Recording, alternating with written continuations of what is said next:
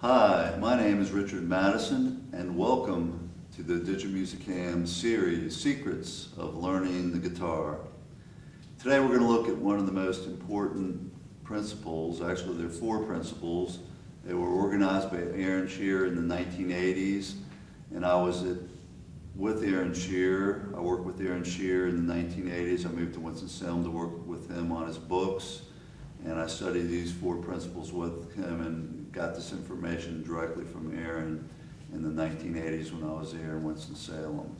So Aaron organized these four principles. They're called the four principles of efficient muscle function. And what I'm going to do is give you some preparatory work so you understand the labels for the hands.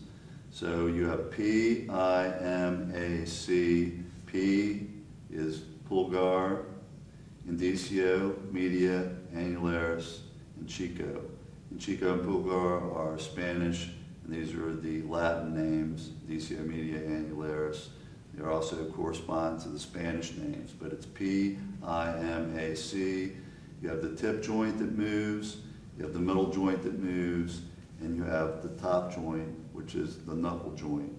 Your fingers all have those joints. Your thumb has a tip joint, the middle joint, and the wrist joint because it connects to the wrist.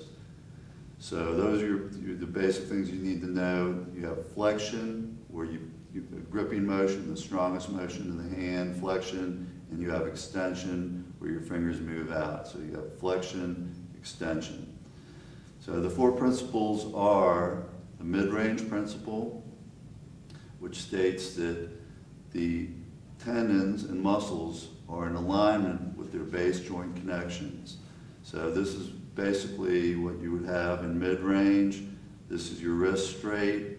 Now if you deviate your wrist to the right, it's not in mid-range.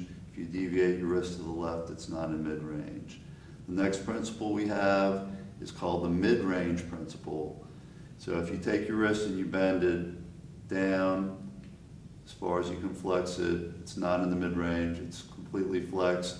If you go up with it, as far as you can extend it, it's completely extended. So your wrist doesn't operate in either of those positions. It operates best between flexion and extension, somewhere in the middle. The same with your fingers. They operate best between the extreme of flexion and extension. The third principle is called uniform direction of joint movement. So what that means is that if you flex your fingers like you're gripping, all your joints, your tip joint, your middle joint, and your knuckle joint, they all move in the same direction. So if you're going to be finger picking and you move your first two joints down and then you pull your knuckle joint up, that is the knuckle joint's extending while the two bottom joints are flexing. This is a weak movement, and this is one of the problems some people have when they finger pick. They do this kind of a movement, which is a very weak movement. It doesn't give you a good, strong sound. So that violates the principle of uniform direct movement, uniform joint movement. So the last principle is the principle of muscular release or follow through.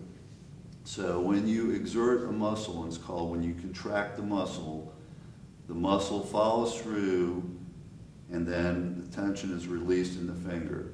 So when you follow through and you do a natural movement and you release the tension, that's called positive tension.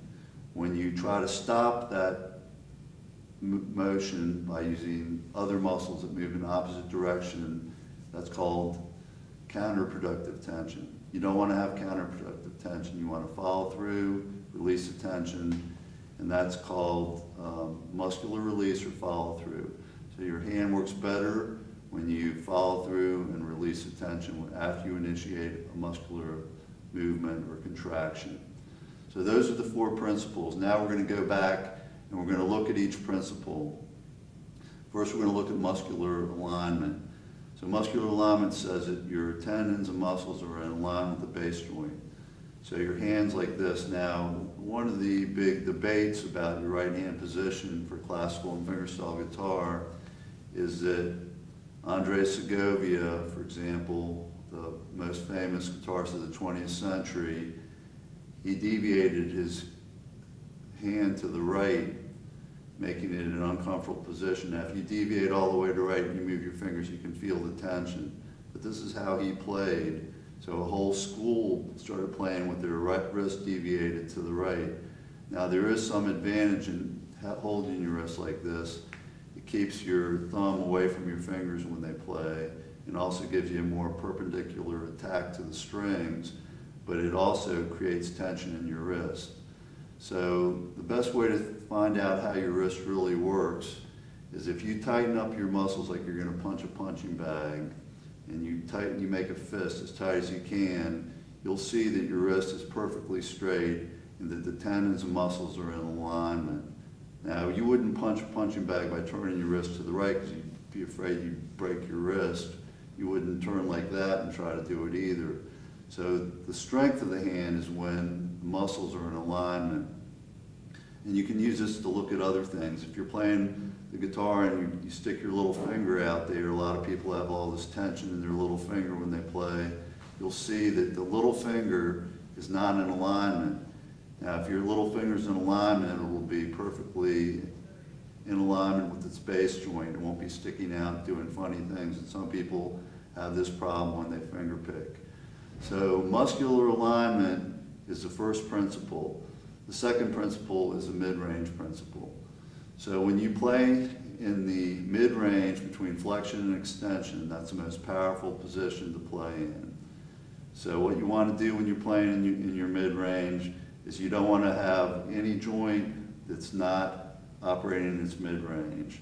If your finger bends like this, it's not in its mid-range. If you're playing, even if you're playing rest stroke, you don't want to have your finger and your joint move like that. You want to play like this. You want to keep your fingers and your joint in the mid-range. And with your left hand, if you play and you put your finger flat or like this, it's not in its mid-range. That joint is not in its mid-range. So your left-hand fingers, you want to have your fingers bent so that they're in their mid-range. And this is the left-hand position you want. You want your left hand to look like this. You don't want to have your fingers bent out like this. There are times where you have to play with your fingers not in mid-range. If you're doing a hinge bar, or if you're playing something where you got to bar 3 strings with your little finger. But these are very tense positions. So whenever you use something that violates the principle of the mid-range function, there's going to be tension, and you're going to know that there's tension. So you want to try to keep from having that kind of tension in your hand. You want to keep from being out of the mid-range principle. Okay, the third principle is uniform direction of joint movement. And again, the best example of that is when there are people that finger pick that actually move the top segment of their joints down. You want to move all your joints in the same direction. So if you're playing with this hand and your joints are in the same direction, you collapse that fingertip, you collapse that finger, all the joints are moving in the same direction. So you're violating 2 principles right there when you've collapsed that finger joint. So these principles were what guide you in becoming a great player. Whenever you're doing something that does things the way that your hands naturally function, you're going to get good results. And you need to know what these principles are so you can get the good results. The last one principle of efficient muscle function is follow through. That's what Aaron Shearer calls it, and I call it muscular release. So what you want to do when you play and you follow through, and it releases the tension. So what you don't want to do is have opposing muscles stop that movement. So if you're playing tennis and you wanted to hit a tennis ball, you'd pull your hand back, you'd hit the ball and you'd follow through. You'd never stop. If you stop the racket, you'd feel all the tension. This is counterproductive tension. Example, you're going forward, instead of releasing the tension and swinging through, you stop. Another example is if you're playing baseball and you want to hit a home run and you're swinging as hard as you can, and all of a sudden the pitch is in the dirt, you stop. And there's all that tension. This is counterproductive tension. If you had to swing and stop every time, I'm sure you'd have muscular problems from stopping because all your whole body is moving forward and then you have to stop. So with your hands, you want to do the same thing. You want to initiate the muscle in motion, follow through, and release tension. Now there's a whole school called the economy of movement that's come up that says that the smallest amount of movement possible is the best way to play, and that's not true. And what happens is, the less you move, that means you have to move and stop. It doesn't give your muscle release, and it's slower and less effective. One way we can look at this, if we just use our index and middle finger, or first and second finger on your left hand, and you drum on the guitar, and go ahead and do this if you want. Play I, 1, 2, 1, 2, 1, 2. You drum on the guitar as fast as you can go.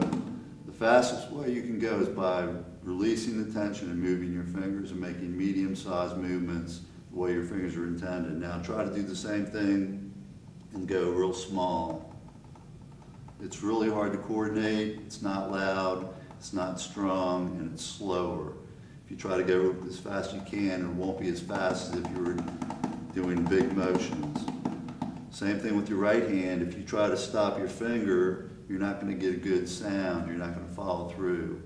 So these are all the principles you need to play the guitar. They're set down by Aaron Shearer in the 1980s. They're called the principles of efficient muscle function. They are the 4 principles of efficient muscle function.